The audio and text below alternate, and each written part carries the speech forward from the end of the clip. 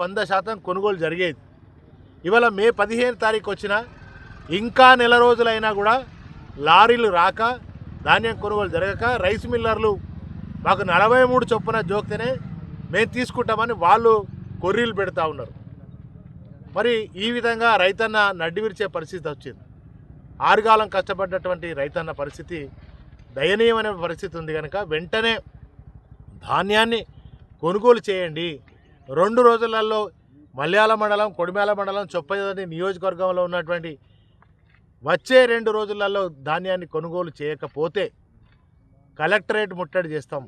ధాన్యాన్ని కొనుగోలు చేసేదాకా నిరసనలు, ఆందోళనలు, రాస్తారోకోలు చేస్తాం. బీఆర్ఎస్ పార్టీ పక్షాన రైతులకు అండదండగా ఉంటాం బరాబర్గా. కానీ ఇప్పటికైనా మేల్కోండి. ఎమ్మెల్యేలు, తెలంగాణలో ఎమ్మెల్యేలు ఏం చేస్తాను? గుడ్డిగాడిద పళ్ళు తోముతున్నారా? ఇళ్ళల్లో ఏసీ రూమ్లలో అంటున్నారు.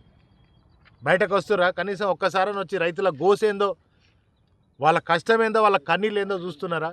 మళ్ళీ ఇంకా 4 రోజులు అయితే మళ్ళీ ఎరువుల కోసం పోవాలి, జనుము జీలుగా విత్తనాల కోసం పోవాలి. అవి లేనేలేవు ఇప్పుడు ఎరువుల షాపులలో.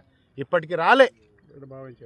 రేట్లు విపరీతంగా డబుల్, త్రిబుల్, 4 అంతలు 10 అంతల రేట్లు పెంచారు జనుము జీలుగు విత్తనాల పరిస్థితి కూడా. కనుక ఇవన్నీ కూడా ఇవాళ ఆనాడేమో రైతన్నను రాజుగా చూసినటువంటి కేసీఆర్ గారి ప్రభుత్వం, ఆనాడు ఇదే కాంగ్రెస్ ప్రభుత్వం ఉన్నప్పుడు వ్యవసాయాన్ని దండగా, అంటే కేసీఆర్ గారు వ్యవసాయాన్ని పండగల గొప్ప అద్భుతంగా తయారు చేసి దేశానికి అన్నం పెట్టే స్థాయిలో తెలంగాణను చేసిన ఘనత కేసీఆర్ గారు.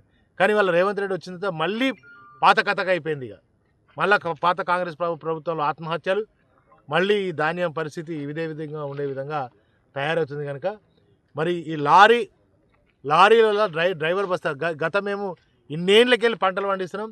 లారీ డ్రైవర్కు బస్తాకు ₹1 ఇచ్చేది మా చరిత్రలే చూడలేదు సార్. ఇప్పటి వరకు ఏ గవర్నమెంట్ ఉన్నా ఏది ఉన్నా కూడా